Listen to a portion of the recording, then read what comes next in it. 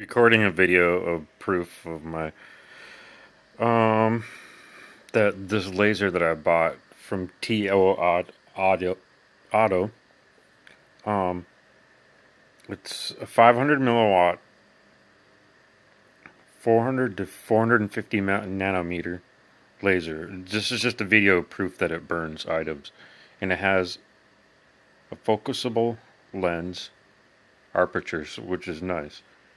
And it's a 12. It comes with a 12-volt 1 amp adapter and DHL shipping, so it got to me pretty quick.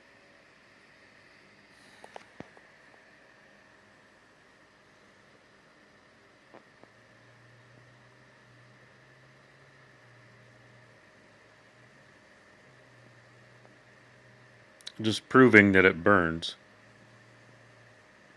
And there we go.